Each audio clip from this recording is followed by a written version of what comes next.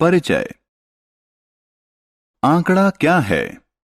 ऐसे तथ्यों या सूचनाओं का समुच्चय जिनसे निष्कर्ष प्राप्त किया जा सकता हो, आंकड़ा कहलाता है। डेटा, डेटम का बहुवचन है। संख्यात्मक आंकड़ा हमें अगली कार्यवाही हेतु आंकड़ों को वर्गीकृत और विश्लेषित करने में सहायता करता है। आंकड़ा तथ्यों का संग्रह है। ऐसे आंकड़े जो मूल रूप से संग्रहित नहीं किए गए हैं लेकिन प्रकाशित या अप्रकाशित स्रोत से प्राप्त किए गए हैं, द्वितीयक आंकड़े कहलाते हैं। उद्देश्य। इस पाठ के अंत में आप निम्न करने में सक्षम हो जाएंगे: आंकड़ों और इसके प्रकारों की पहचान करना, वर्ग अंतरालों और इसके प्रकारों की पहचान करना, आयत चित्र को हल करना, वृत्त रेखा चित्र को हल करना, प्रायिकता को हल करना।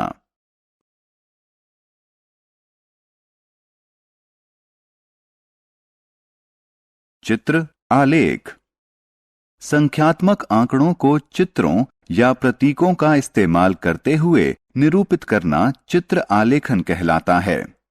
चित्र आलेखों को पढ़ना भारी आंकड़ों को व्यक्त करना तो आसान है, लेकिन इनके माध्यम से सही मान नहीं व्यक्त किया जा सकता। यह एक कॉलोनी के लोगों द्वारा चुने गए खेल का चित्रात्मक निरूपण है।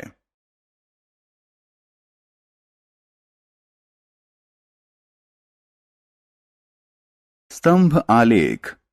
स्तंभ आलेख आंकड़ों के आलेखीय निरूपण का एक और स्वरूप है, जो स्तंभों की लंबाई के अनुसार आंकड़ों की मात्रा दर्शाता है। ये स्तंभ क्षैतिजिक या ऊर्ध्वाधर यानी अभिलंबवत हो सकते हैं।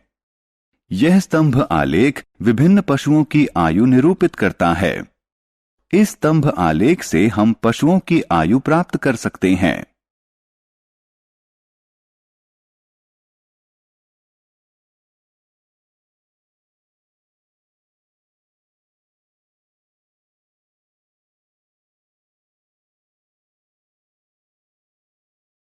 आंकड़ों की तुलना।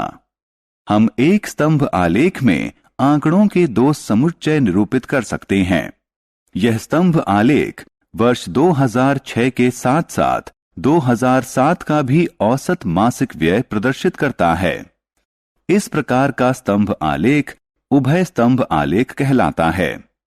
हम इस उभय स्तंभ आलेख का इस्तेमाल करके आंकड़ों के दो समुच्चयों की तुलना कर सकते हैं।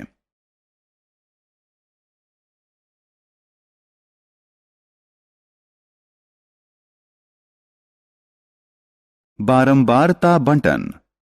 आंकड़ों के प्रकार। कच्चे या अपरिष्कृत आंकड़े। कच्चे या अपरिष्कृत आंकड़े प्रारंभिक प्रेक्षणों का संग्रहण होते हैं जो अव्यवस्थित होता है। इस प्रकार की सूचना हम सर्वेक्षण के दौरान प्राप्त करते हैं। इसे दो प्रकार से वर्गीकृत किया जा सकता है: 1. असतत आंकड़े। 2. सतत आंकड़े। असतत आंकड़े। इस प्रकार के आंकड़े बहुत शुद्ध रूप से पूर्ण संख्याओं में मापे जा सकते हैं। किसी परिवार में बच्चों की संख्या और जूतों के आमाप असतत आंकड़ों के उदाहरण हैं। सतत आंकड़े। इस प्रकार के आंकड़ों में दो पूर्णांकों के मध्य का कोई भी मान हो सकता है, अर्थात इन्हें पूर्ण रूप से सही नहीं मापा जा सकता। इनमें कुछ ना कुछ त्रुटि सदैव होगी। किसी कक्षा के छात्रों का भार व किसी नगर का तापमान सतत आंकड़ों के उदाहरण हैं।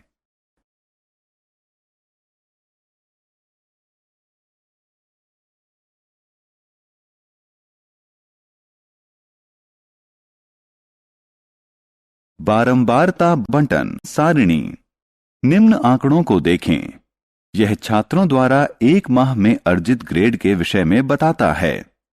इस आंकड़े से हम छात्रों द्वारा अर्जित केवल एक माह की ग्रेड के विषय में जानकारी प्राप्त कर सकते हैं। आइए निम्नानुसार सारणी बनाएं। यह सारणी दिए गए आंकड़ों को स्पष्ट रूप से दर्शाती है। इस सारणी से हम प्रत्येक ग्रेड में छात्रों की संख्या के बारे में जानकारी प्राप्त कर सकते हैं। यह सारणी बारंबारता बटन सारणी के रूप में जानी जाती है। दिए गए आंकड़ों में कोई विशिष्ट प्रेक्षण जितनी बार पाया जाता है उसे उसकी बारंबारता कहा जाता है। बारंबारता बटन प्रदर्शित करता है कि कोई विशिष्ट वस्तु उस समूह में कितनी बार पाई गई है।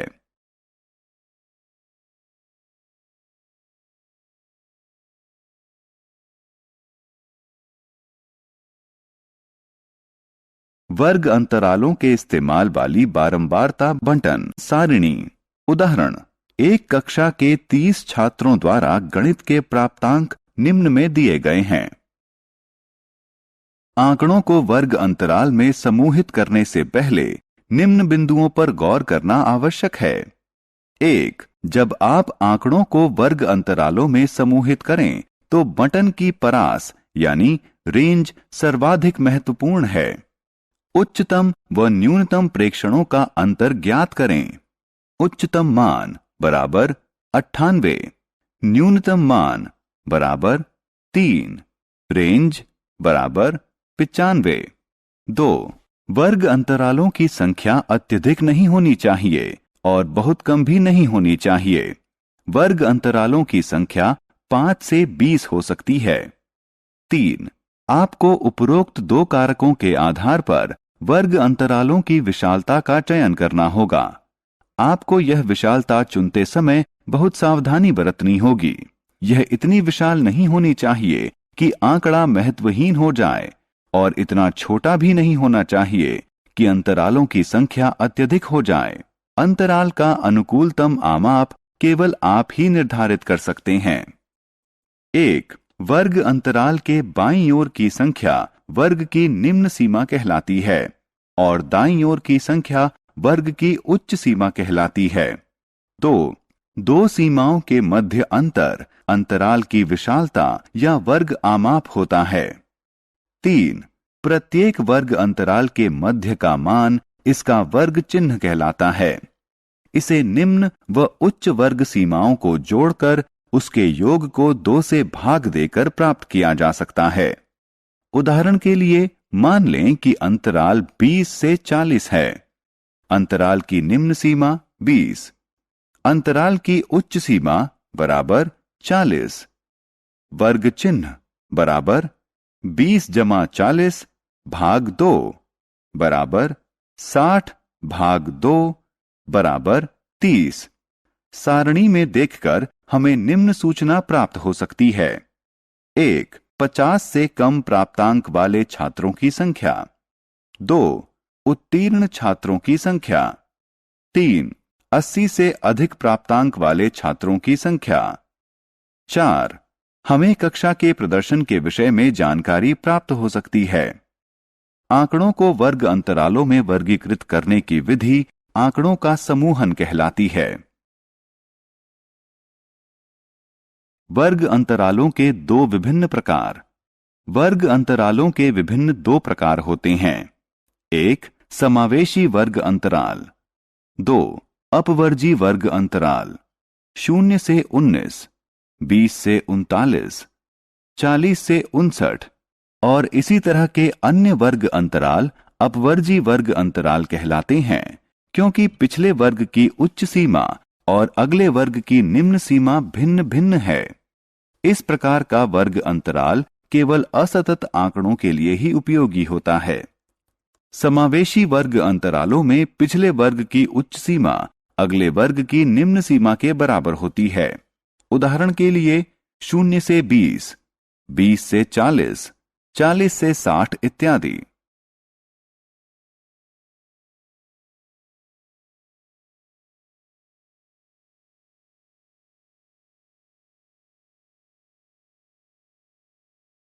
आयत चित्र। आयत चित्र सतत चर के बारंबारता बटन का आलेखीय निरूपण है। आयत इस प्रकार निर्मित किए जाते हैं कि उनके आधार रेखीय पैमाने पर विभिन्न अंतरालों को निरूपित कर रहे हों और उनकी ऊंचाइयां प्रत्येक अंतराल में मानों की बारंबारता के समानुपाती हों।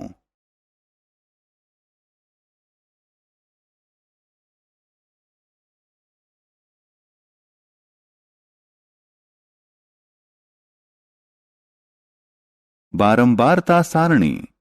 उदाहरण, निम्न में बारंबारता सारणी और उससे संबंधित आयत चित्र दिया गया है, जिसमें एक कारखाने के कर्मचारियों की संख्या उनके वेतन के आधार पर दर्शाई गई है। समाधान, बारंबारता सारणी में कारखाने के 100 कर्मचारी उनकी आय स्तर के अनुसार दर्शाए गए हैं।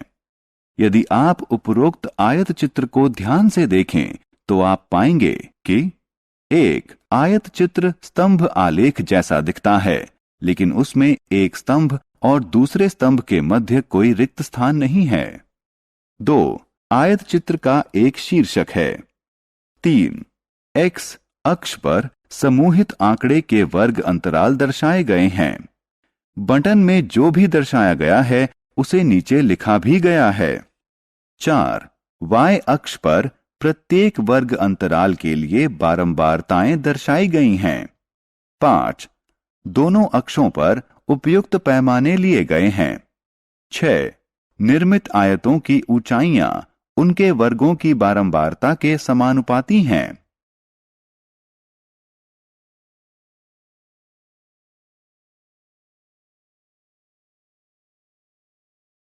वृत्त आलेख। 2 भागों में बटे हुए वृत्त आलेख के दोनों भाग संबंधित सूचना के कुछ अंश का आमाप प्रदर्शित कर रहे हैं। वृत्त आलेखों का उपयोग उन अंशों के आमाप को प्रदर्शित करने के लिए किया जाता है जो समष्टि का निर्माण करते हैं। वृत्त आलेखों को पाई आलेख के रूप में भी जाना जाता है।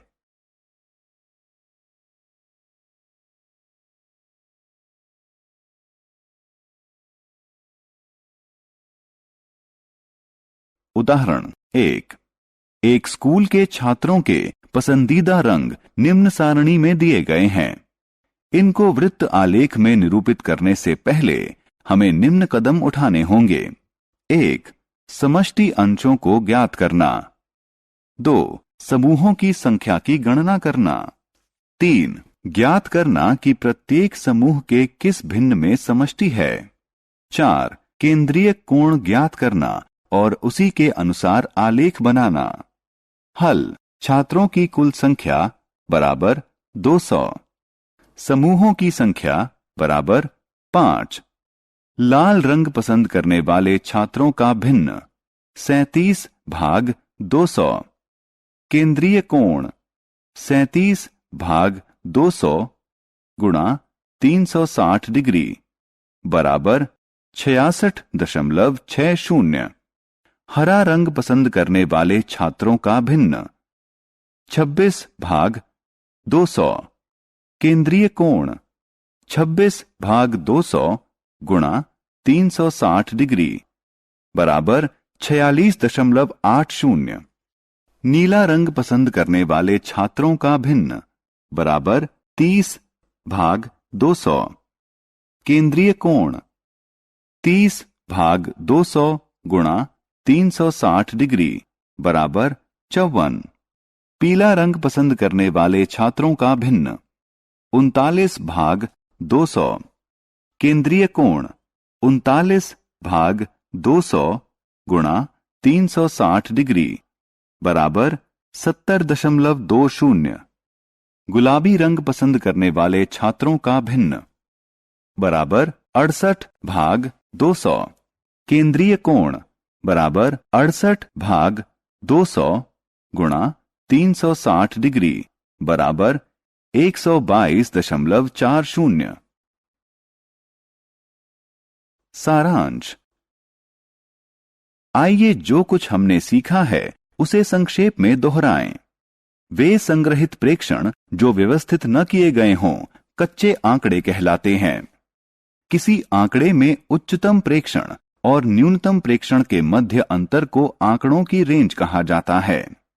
दिए गए आंकड़ों में कोई प्रेक्षण जितनी बार आता है वह उसकी बारंबारता कहलाता है। बारंबारता बटन वह सारणी है जो दर्शाती है कि कोई वस्तु उस समूह में कितनी बार आई है। जब प्रेक्षणों की संख्या अत्यधिक हो तो आंकड़ों को सरल वर्ग अंतरालों में समूहित किया जाता है। उच्च और निम्न वर्ग सीमा के मध्य अंतर को वर्ग आमाप कहा जाता है। वर्ग अंतराल का मध्यमान वर्ग चिन्ह कहलाता है। वर्ग अंतराल संग्रहित आंकड़ों के प्रकार पर निर्भर करते हुए या तो समावेशी वर्ग अंतराल हो सकते हैं या अपवर्जी वर्ग अंतराल हो सकते हैं। आयत चित्र समूहित आंकड़ों का आलेखीय निरूपण होता है। यह आधार के रूप में वर्ग अंतरालों के आयतों और ऊंचाइयों के रूप में संबंधित बारंबारताओं से बना होता है। कोई प्रयोग वह स्थिति है जिसमें निष्कर्ष निकलने की संभावना हो। निष्कर्ष वह परिणाम है जो किसी प्रयोग के एक ही प्रयास में प्राप्त हो। कोई अनुवृत्त किसी प्रयोग का एक या अधिक निष्कर्ष हैं।